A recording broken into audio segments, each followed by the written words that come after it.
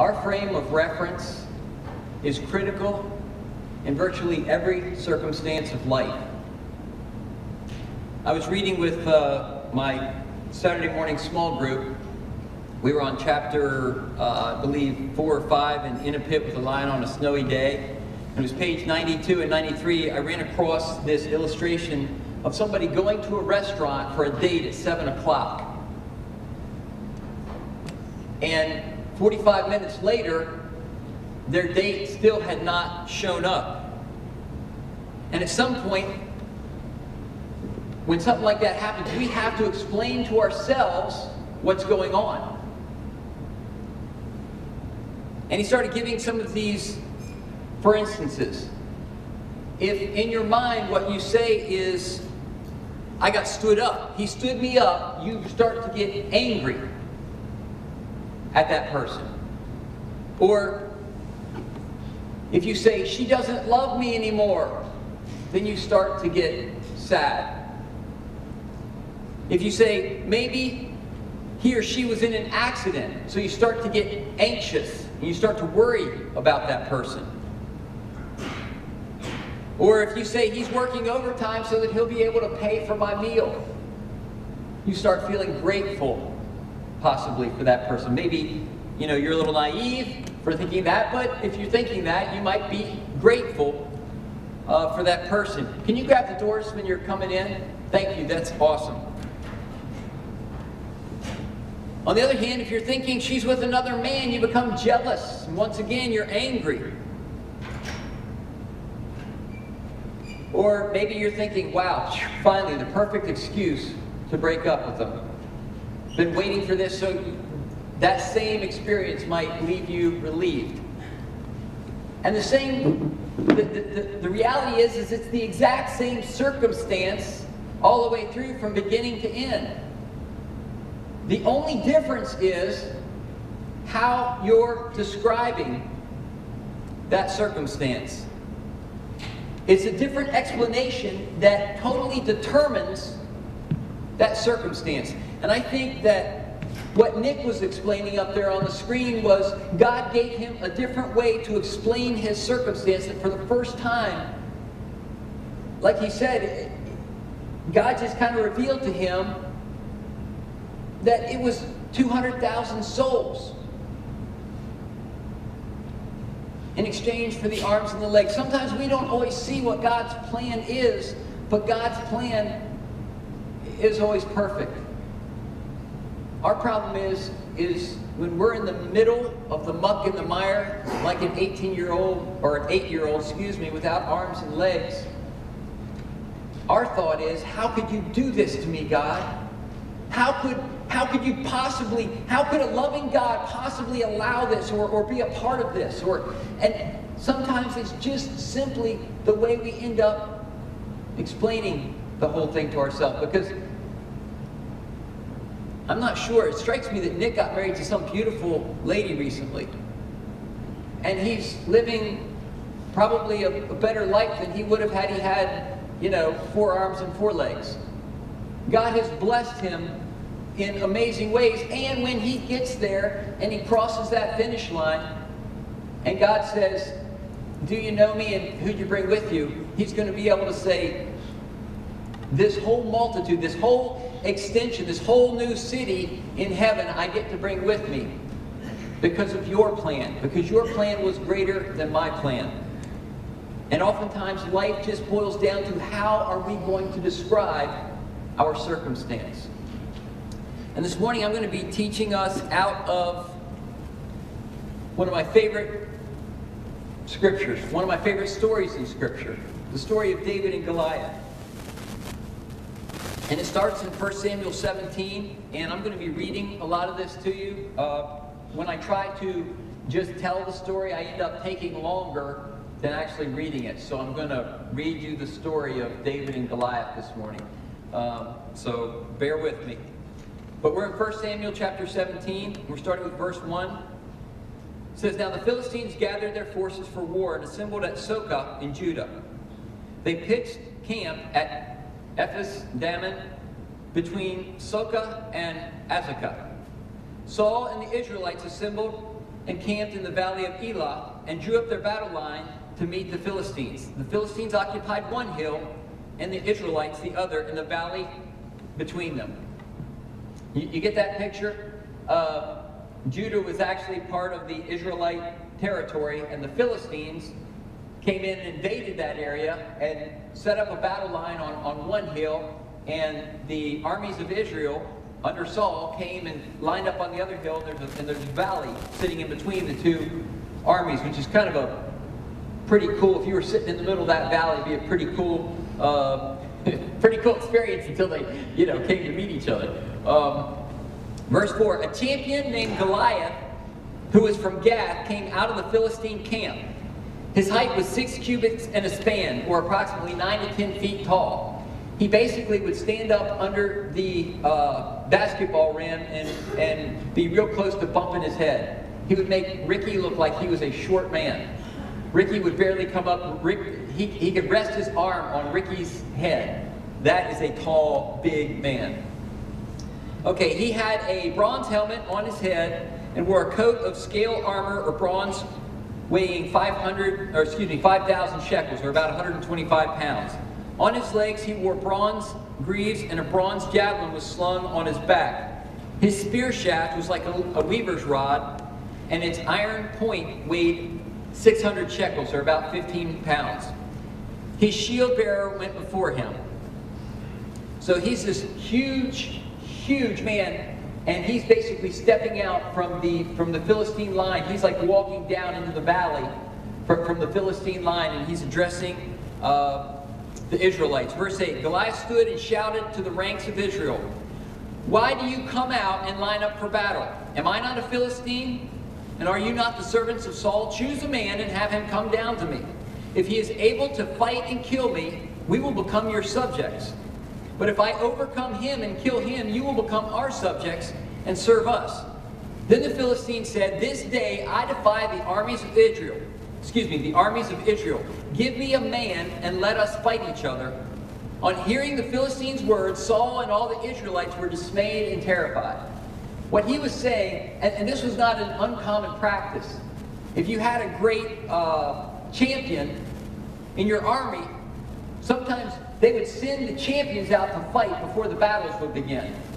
But what he was saying, he went out and he says, basically, send me your champion, we'll fight, and if I win, you guys will be our subjects. If he wins, we'll be your subjects, because he thought there's just no possible way that he could lose. Verse 12, enters David.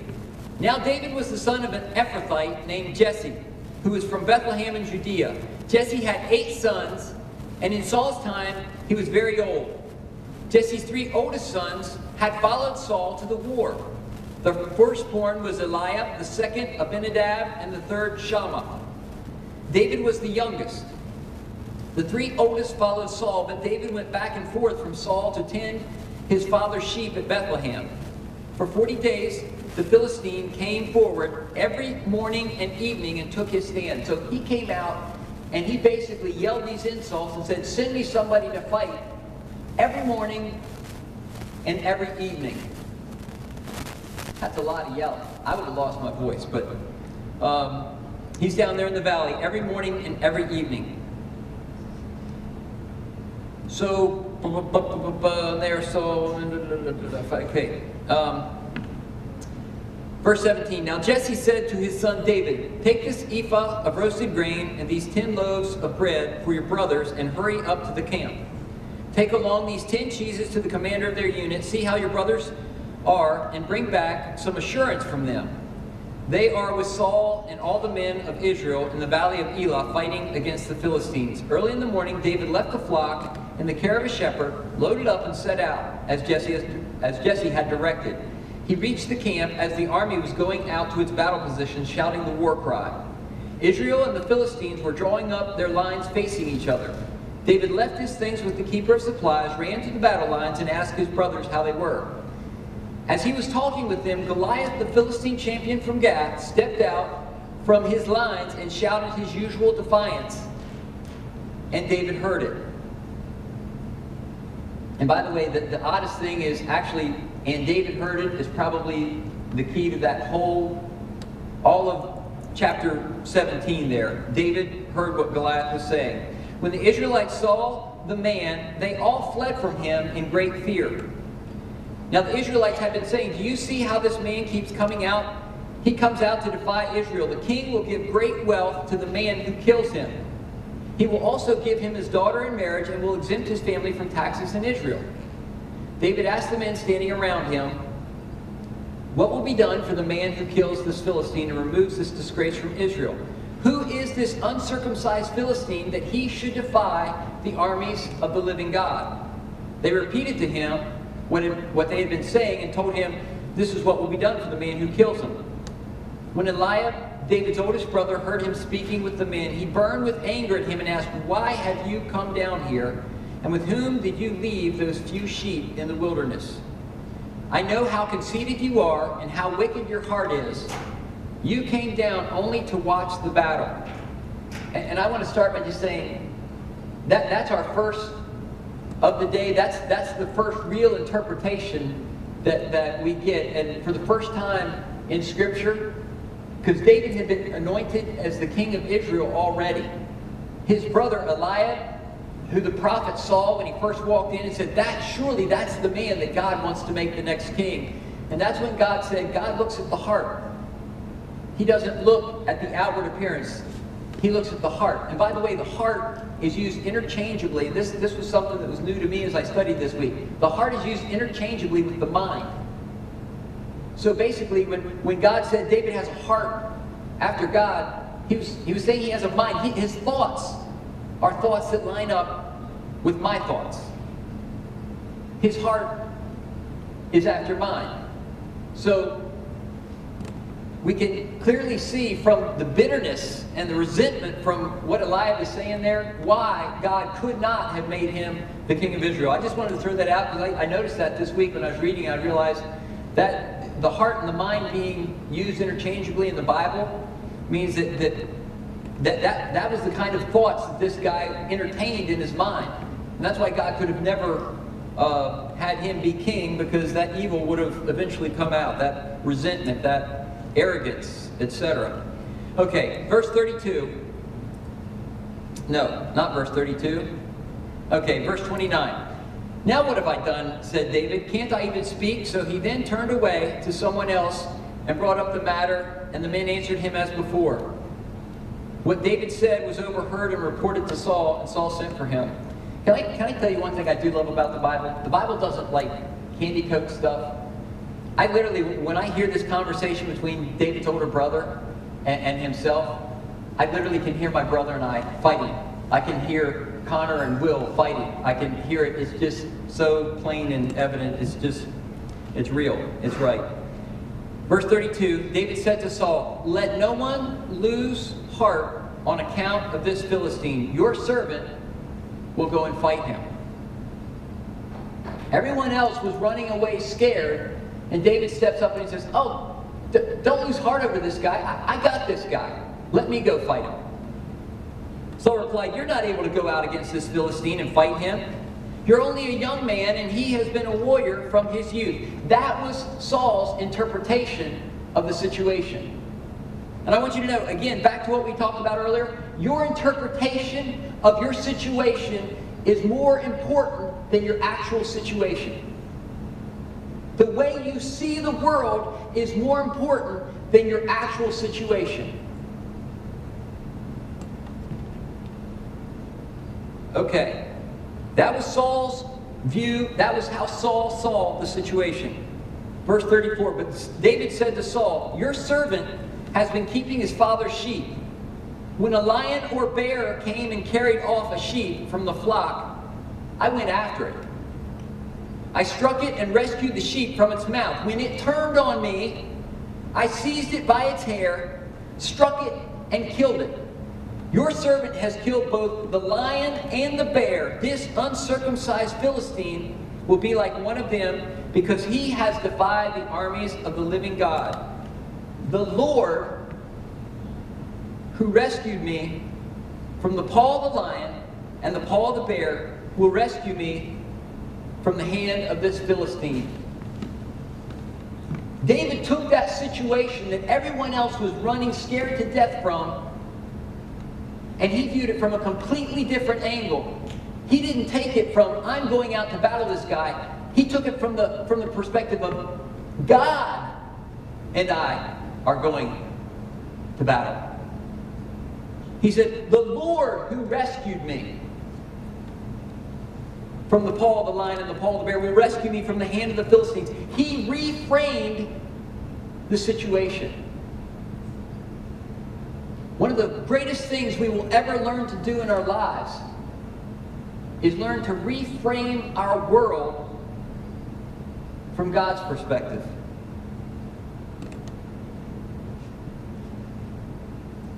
Because when we will put our problem beside the living God who goes to battle with us, our problem, you can barely even find the thing if you put it beside God. Giants become little puny ants when you put them beside God. It's all in how we frame it. Reading further, it said, Saul said to David, go and the Lord be with you. Basically what David did was David gave Saul the ability to reframe the problem. Saul could now see, if God goes with this little kid, then that giant is nothing. He can win the day. If God has done that for a lion and a bear, and here's the thing, I would much prefer to face a giant in battle than I would a lion or a bear. That also goes to God's preparation in a situation. Saul said to David, go and the Lord be with you. Then Saul dressed David in his own tunic. He put a coat of armor on him and a bronze helmet on his head. David fastened on his sword over the tunic and tried walking around, because he was not used to them. I cannot go out in these, he said, because I am not used to them. So he took them off. He took his staff in his hand, chose 5 smooth stones from the stream, and put them in the pouch of his shepherd's bag with his sling in his hand, and approached the Philistine. Meanwhile, the Philistine, with his shield bearer in front of him, kept coming closer to David. He looked David over and saw that he was little more than a boy, glowing with health and handsome, and he despised him. He said to David, am I a dog that you come at me with sticks? And the Philistine cursed David by his gods. Come here, he said, and I'll give your flesh to the birds and the wild animals. Then David said to the Philistine, see, the Philistine had a particular framework as well. He's like, this little runt, I'm going to kill this little runt. That was how he framed his world. He saw his big self against this little guy, and he knew he had the upper hand. But David goes into reframe mode.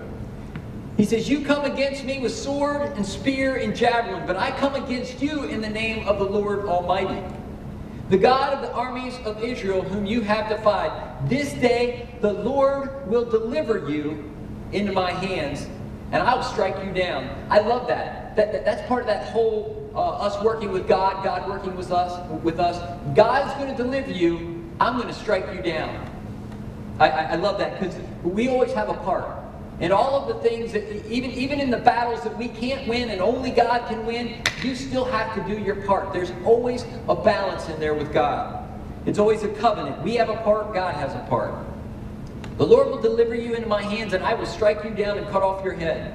This day I will give the carcasses of the Philistine army to the birds and the wild animals, and the whole world will know that there is a God in Israel. All those gathered here will know that it is not by sword or spear that the Lord saves, for the battle is the Lord's, and he will give all of you into our hands. David did not see it as his battle.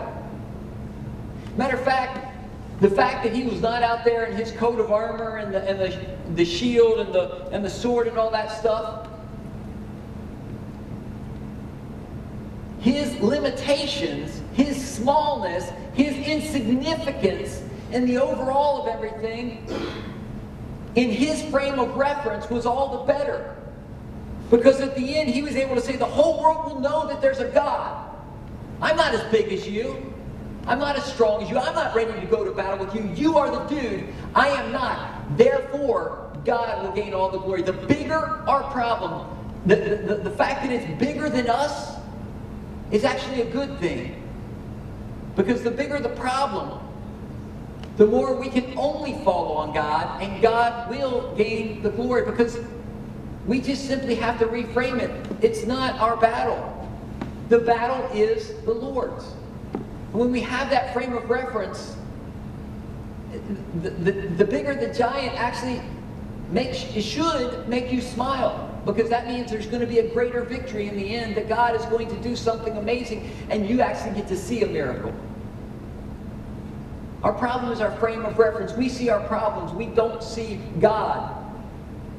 And if we saw God, then our problems that look so huge to us in reference to God are so stinking small. We've got to reframe everything. We've got to see that our battles in this life are not ours. They are God's. Our battles are God's. Verse 48, as the Philistine moved closer to attack him, David ran quickly toward the battle line to meet him. I just want to say, your courage when you look at things with the proper frame of reference, when you look at things as God's fighting the battle, your pace picks up. And instead of being scared and trepidation, you run to the battle. You run at your giant, because there is no fear. Okay, David ran quickly toward the battle line to meet him. Reaching into his bag and taking out a stone, he slung it and struck the Philistine on the forehead. The stone sank into his forehead, and he fell face down on the ground. So David triumphed over the Philistine with a sling and a stone. Without a sword in his hand, he struck down the Philistine and killed him. David ran and stood over him, took hold of the Philistine's sword, and drew it from its sheath.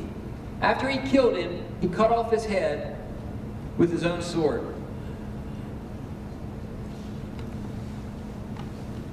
Here's the question that I have for you.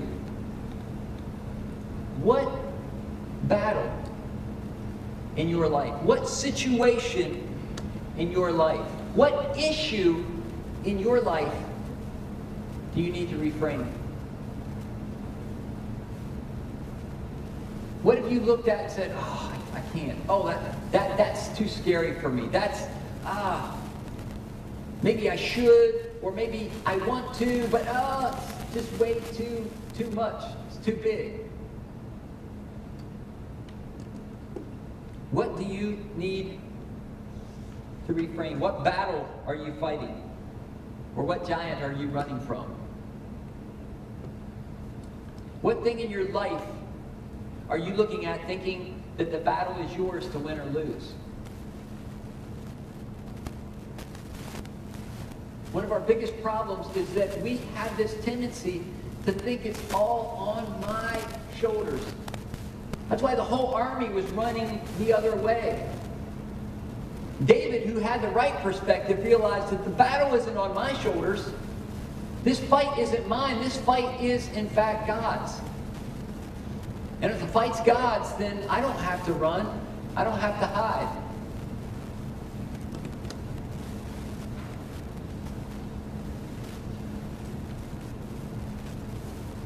How would our whole world maybe change if we saw life the way David did? If we saw life the way a shepherd boy did, who, when one of his sheep was taken, he didn't run and cower and say, well, you know, the lions get some, the bears get some, and I keep some. Part of life. He didn't see it that way. He had been given a trust and a charge, and he would fight for that sheep. And he went out unafraid, because he always had the perspective. And that's the funny part. When he got anointed, you know, God said, I look at the heart. I don't look at things the way men look at. Men look on the outside. I look at the heart. God saw in him the heart. His thought process was, my battles are God's. As one of God's children, my battles are God's. And so he wasn't afraid. When he went out to fight a lion or a bear, he didn't go out there scared to death. He went out there prepared to do whatever was necessary. He basically struck them and the sheep would escape. But if they turned on him, it was on, and he wasn't afraid. And he killed them. And I look at that and I think, man, if I looked at all of my circumstances with that kind of frame of reference, that this battle isn't mine, I'm not pitting myself against a lion. I'm not pitting myself against a giant. God is pitting himself against a lion and a giant and a bear. I remember a friend of our family's, his name was Dan Kroll. He lost his job. He was an engineer, he was successful, had a beautiful house, 3 beautiful kids, just living a great life. Well, he lost his job. His company, I think that they either went out of business, like belly up bankrupt, like suddenly kind of thing, or they just cut his division. I forget exactly what took place. But I remember going over to his house, like at the end of that first week that he had been cut loose, and we went over, knocked on the door, and his wife came and said he was out back. So I went out back to find him. And he was sitting with his lounge chair pointed towards the sun so that he got the sun perfectly. You know, he was basically sunbathing. He had his Bible laying on his lap. And I said, you know, I'm like all concerned. I'm like, how are you doing? He's like, I'm doing great. He's like, this is an awesome vacation. His perspective was that God was giving him a couple weeks of vacation, at the end of which he was going to have to go back to work and earn his living the way he always had. But his perspective, the way he framed his situation was not, oh my goodness, I'm out of a job, what am I going to... No. He was faithful. He did the things that God had said to do in his life. He was a tithe payer. He worked diligently as if he was working for God when he was at his work. He had boatloads of references and stuff like that when he went to the next job. And it was easy, but he never fretted it. A lot of people will be in that same situation. I've got a mortgage. I've got 3 kids to feed. What am I going to do? And they'd be pulling out their hair, and maybe his wife, knowing how, you know, husbands and wives are dead opposites, his wife was probably wringing her hands at home, and he was like, I get a vacation. It's all in how we frame the things that we're going through. And he did get a new job. It paid better, and his son, who didn't get a college degree, he was able to get hired in his next job. So his son was able to finish high school, get married, and go to work in a field that you absolutely had to have a college degree in. And he didn't, but he's a full-fledged engineer today, undegreed, but amazingly gifted and talented at it, and he gets taken care of. And I look at, like, for instance, our basement flooding. When our basement flooded, I'll be honest with you, my point of reference, my frame of reference, when it first took place, and I'm running downstairs trying to fix the pumps that are broken and trying to dig out everything that I can, and I'm wading into water like this, and I'm messing with electrical things, and my point of reference at that particular moment in time was not, you know, God first, my flood second. But after I got out of the water and was able to take a deep breath, I thought, you know, God's going to do something out of this. It's going to be good. I know that all things work together for the good of those who love God and are the called. So I'm able to look at Romans 8:28 and say, you know, in spite of this, it's going to work out good. And it has. For everyone who's seen our basement now looks 10 times better than what it did. And we have money left over. And it actually ended up being a tremendous blessing that it took place. Now, not at the moment in time that I was in the middle of it, but God was working out something better. He wanted the youth group, apparently, to have a much better place to meet and hang out. When our description of life's problems start with God, we can be assured that the outcome is always going to end up good. And the amazing thing for me that I am slowly but surely starting to learn is what Nick was talking about up there on the screen. even when I can't see immediately why it's going to work out for the good, even when I can't see that God has won this battle, even when I look at it and it still looks painful and horrible, I've prayed, countless hours and my arms and legs still haven't grown, even when stuff like that takes place in life, God still has a plan. There's still a frame of reference, if I can find it, that God is going to work it out for His own glory, His own good. And now that just brought up our time yesterday talking about what was Corrie ten Boom. Corrie ten Boom, what an amazing impact she had. She couldn't see all of the impact that she was going to have. Mark Batterson came to Christ after listening to Corrie ten Boom talk. And Corrie, in the middle of the concentration camp and losing her family and all these other things going on, there's no way that she could have possibly seen that God would one day gain glory from it, that God would one day work it all out for the good. And sometimes for us, we don't have the frame of reference that we need. But if your first thought in your frame of reference of this world and this life is God, then everything is always going to work out. It's always going to work out for not only the good, but for the best. I've always thought that God reserves His very best for those who leave the choices to Him. Another example of that same kind of thing is Mother Teresa.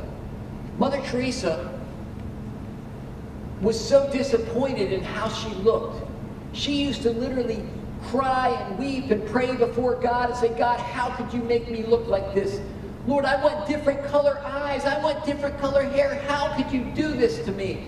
She looked perfect when she went to Calcutta. She fit right in with the very people that God had ordained her to be working with before she ever took her first breath.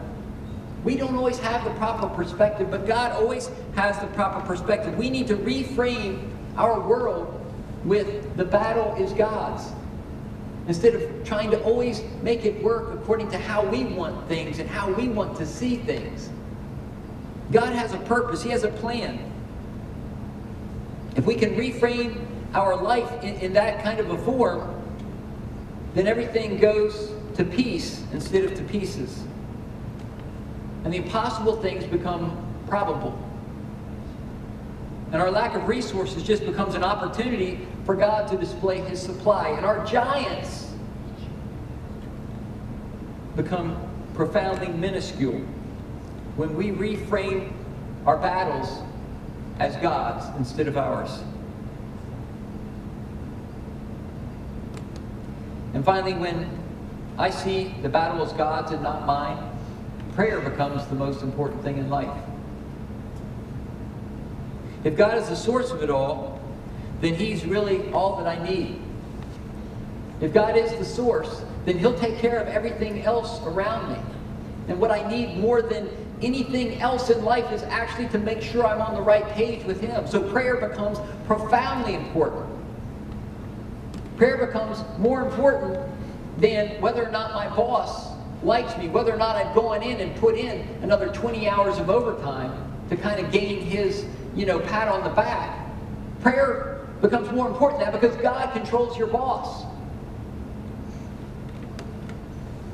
It's more important than pretty much anything. It's more important than the time, and I know this is going to sound weird because this goes against almost everything I ever say, but my time with God is actually more important than my time with my wife. Because God can do things in my wife's heart that I can't possibly do. My time in prayer with God is more important than the time I even spend with my kids, even in Bible study with my kids. My time in prayer with God for them is more significant. It all boils down to whose battle is it?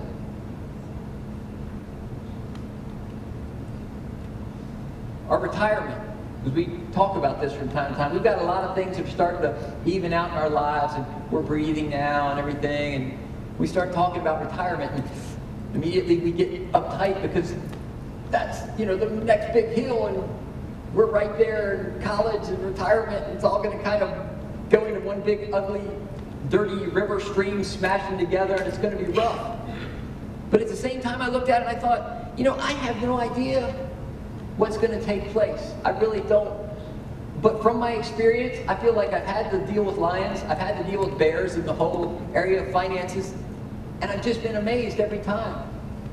So even though in a way it kind of looks like a giant to us, it's going to be fine. In fact, I'm probably going to be absolutely blown away, the same way God blows me away over and over again with the different things He does in life.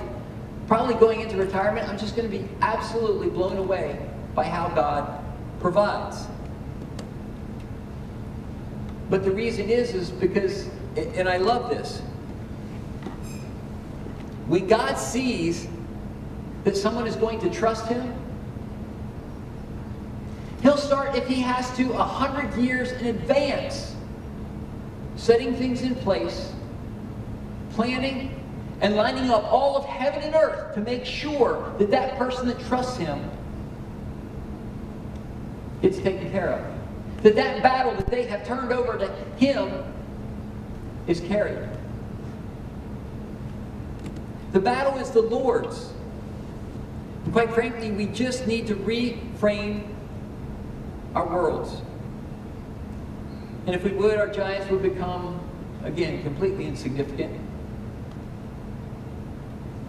And if we'll reframe our worlds with God in the center instead of us, with God fighting the battles instead of us, what an incredibly better life would await us.